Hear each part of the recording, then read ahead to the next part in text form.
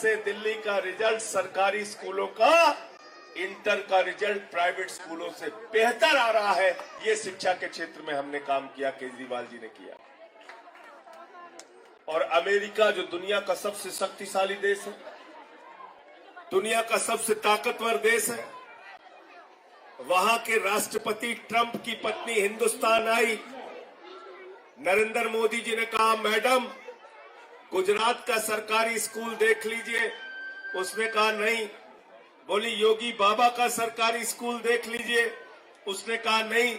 अरे बोले शिवराज सिंह ने जो सरकारी स्कूल बनाया उसको तो देख लीजिए। कहने लगी नहीं।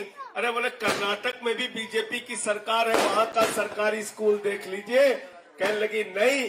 तो मोदी जी ने कहा, भाई आप देखना क्या चाहते। और एक दर्द गरीब का समझा।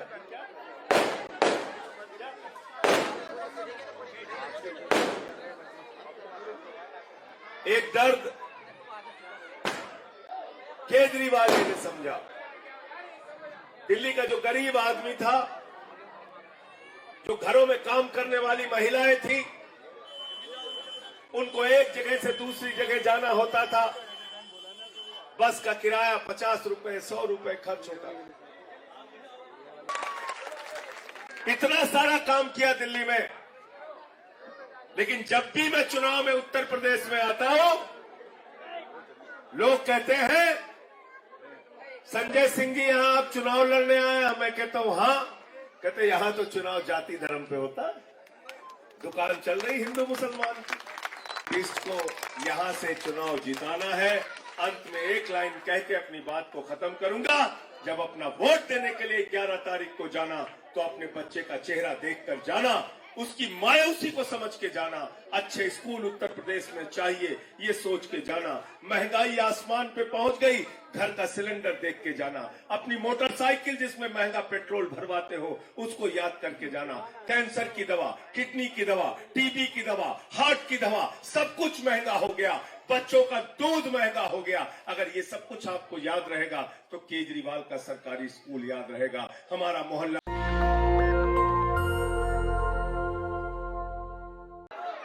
हमारे छोटे छोटे बच्चे टाट पट्टी पर बैठ के पढ़ते थे। बच्चियों के लिए टॉयलेट का इंतजाम नहीं था। आज जाकर देखिए, उसी दिल्ली के अंदर सरकारी स्कूलों में बच्चों की पढ़ाई के लिए एयर कंडीशन कमरे बने हैं। एयर कंडीशन कमरे। दिल्ली के सरकारी स्कूलों में स्विमिंग पूल, एथलीट का ग्राउंड, हॉकी के ग्राउंड। दिल्ली के टीचर्स को हम विदेशों में ट्रेनिंग के लिए भेजते हैं।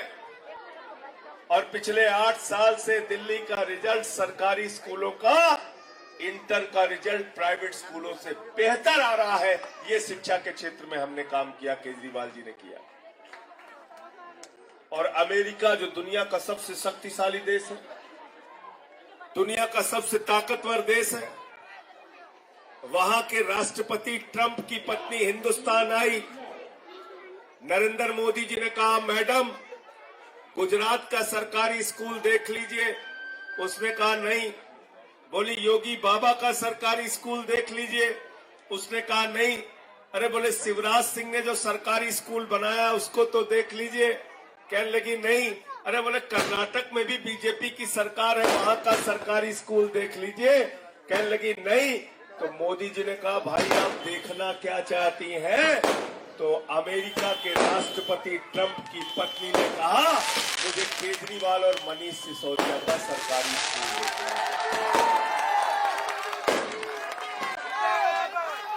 आजादी के 75 साल के बाद एक मुख्यमंत्री, एक आपका नेता केजरीवाल ऐसे सरकारी स्कूल बनाता है जिसको देखने के लिए अमेरिका के राष्ट्रपति की पत्नी हिंदुस्तान आती है। हमने मोहल्ला क्लिनिक बनाया, जहां 200 तरह की जांच फ्री होती है, अल्ट्रासाउंड फ्री होता है, दवाएं मुफ्त में मिलती हैं। हमने दिल्ली के अंदर बिजली फ्री दिया, पानी फ्री दिया, बुजुर्गों को तीर्थ यात्रा कराई। और एक दर्द गरीब का समझा।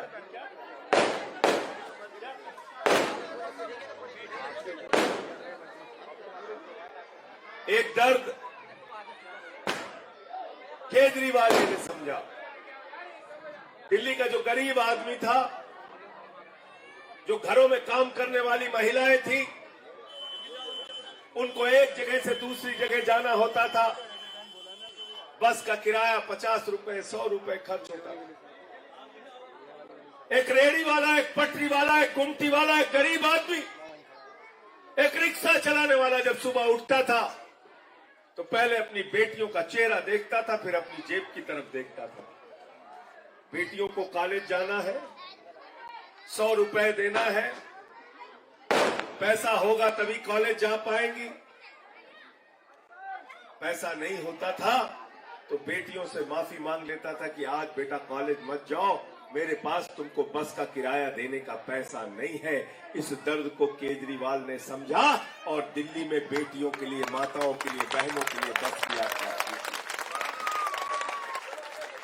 इतना सारा काम किया दिल्ली में, लेकिन जब भी मैं चुनाव में उत्तर प्रदेश में आता हूं, लोग कहते हैं संजय सिंह जी यहां आप चुनाव लड़ने आए। मैं कहता हूं हाँ। कहते यहां तो चुनाव जाति धर्म पे होता, दुकान चल रही हिंदू मुसलमान की। कहते नहीं कहते? कहते हैं ना। ये दुकान बंद कराना चाहते हो कि नहीं कराना चाहते हो बताओ? तो मैं सवाल पूछूंगा, जवाब आपको देना है। घर की सफाई करनी हो तो क्या चाहिए? मोहल्ले की सफाई करनी हो तो क्या चाहिए? और गाजियाबाद की सफाई करनी हो तो क्या चाहिए? हाथ उठा के पीछे तक बताइए। और उत्तर प्रदेश की सफाई करनी हो तो क्या चाहिए? और देश की सफाई करनी हो तो क्या चाहिए? और अगर किसी के दिमाग पे भूत सवार हो गया है तो क्या चाहिए? क्या चाहिए? भूत क्या चाहिए?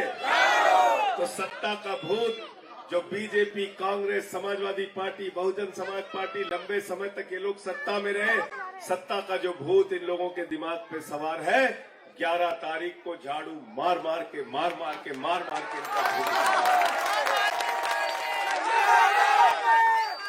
और आम आदमी पार्टी वाले याद रखना, कोई जुमला नहीं बोलते। हम जुमलेबाज पार्टी नहीं है।